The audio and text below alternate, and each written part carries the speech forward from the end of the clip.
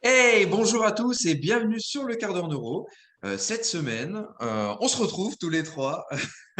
Il y a une semaine, j'étais seul, une semaine, on était quatre, et là, on se retrouve à trois. Et du coup, on va avoir cette semaine une thématique un peu plus tournée sur la préparation physique. La question de la semaine, c'est comment utiliser la périodisation tactique en préparation physique pour des matchs hebdomadaires, donc notamment dans les sports de balle. Mm. Voilà. Bon, la périodisation tactique, de manière générale, c'est utilisé en sport de balle. Ça vient des Portugais en football. À la base, c'est Mm. utilisé par Mourinho, par le Bayern en ce moment, etc. Ce qui est intéressant en périodisation tactique, c'est qu'il y a un gros lien qui se crée avec le coach de manière à mettre en place les contenus ensemble, entre préparateur physique et coach. L'idée de la périodisation tactique, c'est de faire se cumuler les effets des séances au match cible qui est le dimanche, par exemple. Ce qui est intéressant aussi pour mettre le lien avec la neuro, c'est qu'en fonction du macro-moment qui est travaillé ou du micro-moment, tu peux mettre en place des exercices de potentialisation, on va dire, du système nerveux et de prise d'infos qui sont liés avec ce qui va être travaillé d'un point de vue macro-moment, micro-moment. Macro-moment, micro-moment, je ne sais pas si ça vous parle. En gros, il y a toujours quatre éléments qui sont centraux en sport de balle. C'est la circulation de balle, la formation, c'est-à-dire en foot, un 4-4-2, un 3-5-2, etc. La circulation des joueurs sur le terrain et la relation, les séquences entre ces différentes choses. Ça, c'est ce qui est central. Et ensuite, à côté de ça, on a quatre macro-moments, même cinq, le cinquième étant le jeu arrêté, c'est-à-dire les corners au foot, les coups francs, les choses comme ça. Les macro-moments, c'est la défense, où l'objectif, c'est empêcher l'équipe adverse de marquer. Il y a un deuxième macro-moment qui est la transition défense-attaque. Donc, l'idée, c'est de bouger la balle le plus vite possible dans les espaces. Ensuite, il y a un troisième macro-moment qui est l'attaque. Donc, objectif qui est de marquer. Et la transition attaque-défense qui est le quatrième macro-moment. Dans ces macro-moments, il y a trois micro-moments qui s'enchaînent quoi qu'il arrive dans cet ordre-là. Si on prend la défense, c'est isolation, confinement des possessions, donc isolation du porteur de balle, confinement à plusieurs joueurs, appliquer une pression constante sur le joueur, etc. Et dépossession de la balle. Une fois que tu as dépossédé la balle, tu passes sur la transition défense-attaque, et tu as de nouveau trois micro-moments qui s'enchaînent, quoi qu'il arrive, dans cet ordre-là. C'est mouvement, direction et aller dans l'espace. Ensuite, s'il faut mettre en place, on passe sur le macro-moment, s'il n'y a pas eu de but, du coup, sur la transition défense-attaque, il y a le macro-moment attaque avec trois micro-moments qui sont construction, pénétration et exécution. Je ne vais pas tous les détailler, ça serait long, ça ferait l'objet de tout un cours, etc. Une fois qu'on a perdu la balle, si on perd la balle dans un de ces micro-moments de l'attaque, il y a la transition attaque-défense. Ce qui est intéressant dans la périodisation tactique, et ça, c'est pas nouveau, parce que ça vient au départ de la physiologie et de la prépa physique, c'est que chaque jour de la semaine a une thématique entre guillemets physique, de manière à ce que les effets se cumulent au dimanche et qu'on ait récupéré de toutes les séances de la semaine le dimanche. On parle de périodisation tactique parce que l'idée, c'est de mettre en place des jeux, donc on parle d'intégrer, où on va vraiment travailler au travers du sport et avec des jeux réduits dans le sport pour avoir des effets physiologiques, et c'est de travailler sur la tactique d'équipe et d'adapter cette tactique d'équipe semaine après semaine en fonction de l'équipe que tu vas avoir en face. Je te donne un exemple, c'est par exemple, tu vas jouer contre une équipe qui est le PSG, tu es dans un championnat, tu vas jouer contre le PSG, tu vas avoir tendance à être en défense, pas beaucoup avoir le ballon, etc. Et quand tu vas avoir le ballon, tu vas beaucoup jouer des 1 contre 1 et tout, donc dans ta semaine, tu vas placer plus de 1 contre 1. VS, tu vas jouer contre une équipe de bas de tableau, alors que toi, tu es en haut du tableau, ben, tu vas plus avoir la possession de balle. Du coup, tu vas plus travailler sur les macro-moments d'attaque ou de transition,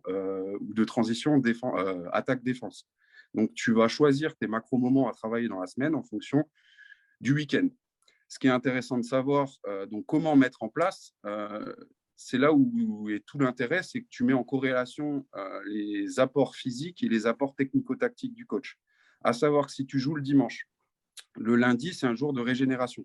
Normalement, régénération d'un point de vue physio, oui, effectivement, il faudrait bouger, etc. Mais d'un point de vue psychologique, c'est mieux de rester au repos. Du moins, c'est comme ça qu'est construite la périodisation tactique. Le mardi, on sait qu'un match de rugby ou de foot, c'est plus 72 heures de récup. Donc le mardi, c'est une journée régénération. Donc, au niveau des jeux, c'est des jeux où on ne va pas avoir beaucoup d'intensité, pas beaucoup de changements de direction, etc., où on va travailler sur les genre des grands circuits d'Amiano, je ne sais pas si ça vous parle, c'est des circuits de passe, des choses comme ça, et des circuits préférentiels de passe en fonction de la tactique d'équipe. Et on va mettre à côté de ça un contenu physique qui est orienté régénération et qui peut être hypertrophie fonctionnelle, par exemple, parce qu'on sait que la stimulation en hypertrophie fonctionnelle avec les hormones de croissance et tout ça peut améliorer la régénération. Le mercredi, si on a joué le dimanche, c'est la journée force. Force, on parle des forces au sens large, c'est-à-dire tu vas cycler ça dans le temps en fonction des contenus qu'il y a sur le terrain. Il va y avoir beaucoup de changements de direction, des jeux réduits, des choses comme ça, des temps de travail qui sont de 3 à 4 minutes sur des 3 contre 3, 4 contre 4, des choses comme ça. Et on va parler des forces parce qu'on peut aller de la force max en muscu jusqu'à la pliométrie. Donc, les forces de manière générale. Le jeudi, c'est la journée énergétique, on va dire. Ou si on est en foot, on va jouer à 11 contre 11, on va travailler les grands systèmes tactiques équipe complète, et où on va mettre tout ce qui est travail de PMA, qui est bien sûr cyclé dans le temps. C'est-à-dire des facteurs centraux, des facteurs périphériques, de la répétition de string, des choses comme ça. Mais en gros, c'est la journée énergétique. Le vendredi, c'est la journée vitesse. Dans le jeu, on parle de vitesse de prise d'info, vitesse de jeu, vitesse de la balle, vitesse des joueurs, donc vitesse des relations, de la circulation des joueurs, etc. Et on parle beaucoup de vitesse linéaire et de vitesse de prise d'info. C'est la journée où on met ça en musculation, en prépa physique, mais aussi sur le terrain, et il y a un lien entre le tout. Le samedi, c'est un jour où on ne se repose pas, c'est un jour activation. Si tu es en musculation, tu vas plutôt travailler sur des musculations type réalisation, c'est-à-dire 12-14 séries max sur des charges légères, voire à poids de corps, des charges neurales si on travaille avec le système de Thibaudot. Donc, favoriser la régénération et activer pour le match du lendemain. Et en foot, c'est pareil. Ça peut être 6 fois 1 minute de travail à 3 contre 3, par exemple, où ça va très vite dans des espaces réduits et des choses comme ça. Et le dimanche, il y a ton match. Donc, du coup, la périodisation tactique est intéressante à mon sens. Ça ne révolutionne pas la chose, mais ça met juste un lien peut-être un peu plus fort entre les contenus terrain et les contenus prépa physique. Je pense que je vais m'arrêter là. Sinon, Ouais. Sinon, ce sera le quart d'heure de Romain. Ouais. Après, pour de vrai, je pense qu'on peut aller très très loin ouais. dans Et pour ce mettre le domaine-là. lien, pour mettre le lien avec la neuro, si le vendredi, c'est la journée vitesse, vitesse de prise d'infos et tout, c'est peut-être le moment de travailler sur le système visuel avant l'entraînement pour avoir Ouais. la capacité de bien prendre les infos. Ouais. Si on est en régénération le mardi, peut-être que c'est le moment d'aller plus longtemps sur les exercices qui vont travailler sur le vestibulaire, qui vont travailler sur le nerf vague, qui vont travailler sur des choses de ce type-là. Donc, pour aller chercher un peu plus de régénération, un peu plus de capacité de régénération. Donc, en fait, tu peux même mettre là-dedans tout le contenu neuro, entre guillemets, avec le contenu physique et le contenu technico-tactique pour qu'il y ait un lien dans le tout. C'est-à-dire, le mardi, c'est faisable de se dire qu'on ne fait que de la respiration nasale pendant tout l'entraînement, take sur la bouche, sur des circuits Damiano de 20 minutes. Et donc, du coup, et si tu veux aller plus loin, si tu es en indif, tu peux même mettre des binaural beats dans les oreilles. Ça te fait une journée régénération. Kappa aéro, etc. Voilà, c'est 2 petits exemples. J'y pensais quand tu parlais de ta séance J-1 par rapport au travail de réalisation, comme tu disais. Ce ne serait pas intéressant aussi de mettre par rapport aux besoins spécifiques de la personne. Comme tu sais, par rapport à ce qu'on voit, c'est que des fois, les personnes réagissent plus à l'isométrie, d'autres plus à la concentrique, d'autres fois plus à l'excentrique. Peut-être individualiser la séance par rapport à la personne, par rapport à son régime de contraction préférentiel. Tout à fait. Je sais pas ce que tu en Et penses. si, tout à fait. Ouais. C'est une très, très bonne idée. C'est vers là qu'il faut aller, je pense. Tout à fait. Ouais, on avait parlé ça dans un quart d'heure neuro où on disait justement, ça peut pour rafraîchir les gens qui vont nous écouter là aujourd'hui, où on disait que au niveau du système nerveux central, on peut optimiser la séance du jour en faisant du testing tout de suite en guise d'échauffement, en voyant si la personne elle va plus répondre à de l'isométrie, à de l'excentrique ou du pliométrique sur la séance. Donc ça, voilà, c'est des contenus à mettre en place. Voilà, on n'a jamais vraiment plus détaillé que ça. Ça, c'est voilà, ça après on le retrouve dans nos formations.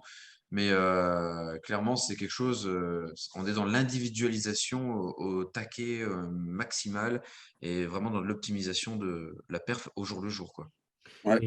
Et là, tu te rends compte quand même que ça, dans Gen Pop, entre guillemets, on parle beaucoup d'individualisation par rapport à la personne. Et là, tu te rends compte que plus tu montes en niveau et en spécifique, tu individualises par rapport à la personne et par rapport au moment et tes objectifs Mmh. physiques, physiologiques, on va dire ça comme ça. Et là, ça Ouais, commence à devenir Ouais. super intéressant. Et là, quand on parle d'individualisation, j'ai du mal avec ce mot, bah, en fait, on est à l'état pur, en fait. Mmh.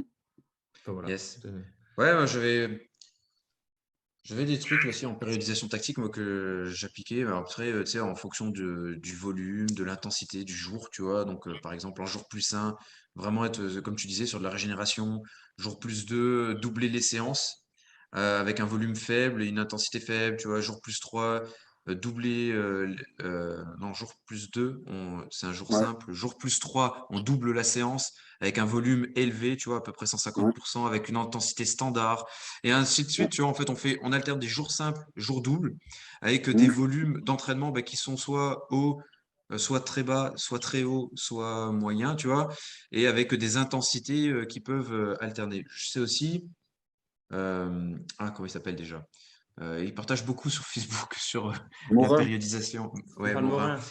qui dit, lui, il faudrait retrouver plusieurs fois dans la semaine une intensité supérieure à celle du match pour pouvoir se Ouais, bien conditionner au sûr. match. Mm. Mmh. Donc voilà, et ça c'est quand même assez oublié dans le milieu C'est du Ouais, il conditionnement tactique et faudrait sportif, quoi. comme faudrait Paul doubler à Gagny. J-2 et J-4. C'est ce qui, Ouais, c'est entre ça. guillemets, marche le Paul, mieux. Paul Gagny, il dit toujours, c'est aller au-delà des exigences de la compétition. C'est ça Mm. Mmh. le rôle d'un préparateur physique, tu vois. Et souvent, on est souvent en deçà. C'est ça, c'est complètement vrai. Et du coup, là, c'est intéressant, comme tu disais, de mettre en place une optimisation, en fin de compte, derrière de la neuro pour pouvoir permettre une meilleure récupération. Donc là, on vous revoit sur nos podcasts sur le sommeil, Ouais. et sur tout le reste, parce qu'en fait, il faut bien dormir, il faut bien manger. Et j'aime bien ce que partage JTE Performance, en fin de compte, sur Instagram, c'est ça.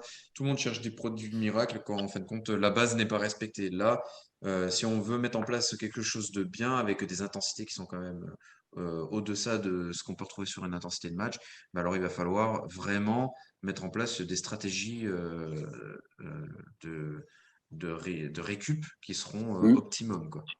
Ouais. Et là, la neuro a toute sa place là-dedans, justement, hein, où il va falloir venir stimuler. On va demander beaucoup de choses à l'entraînement sur de la périodisation tactique. Il va falloir mettre du cervelet plus plus.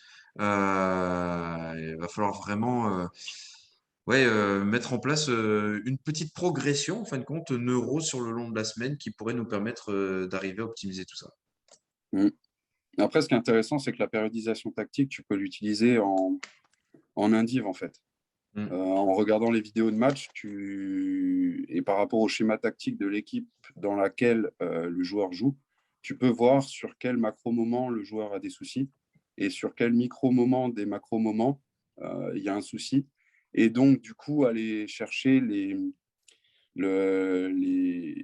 inputs sensoriels qui peuvent poser souci et surtout mettre en place des situations qui correspondent à ce qu'il va retrouver Mm. en match et ce pourquoi il a des soucis en match d'un point de vue prise d'info. Ne serait-ce que ne regarder à l'entraînement quand ton athlète arrive, regarder comment il marche. Ça Mmh. peut être déjà une bonne prise d'info pour savoir ce qu'on va pouvoir mettre en place au niveau neuro, en tout cas, dans le contenu de séance, quoi. Ouais. Yes. Bon, bah écoute, super. C'était super intéressant. On pourrait presque faire un cours de 4 heures dessus pour tout détailler, Ouais, c'était une voire petite plus. intro là. Ouais, c'était vraiment une petite intro. Donc voilà, bah, je vous remercie en tout cas d'être toujours présent, de toujours autant partager nos cartes en euros, de toujours être autant et même de plus en plus d'audience sur nos cartes en euros. Et on vous dit à bientôt pour. Romain va nous faire un quart d'heure pratique C'est d'une très bien, semaine il a sur les la photos. mise en place. Avec ses fouteux, il va mettre Voilà. du tape. Juste voir comment ils réagissent. Tu leur dis de faire un circuit de passe avec du tape sur la bouche. Et avec une échelle de rythme à côté. Ouais, tout à fait. Ok, Bon, Allez, allez, bonne journée, à plus et ciao, à salut. ciao. bientôt.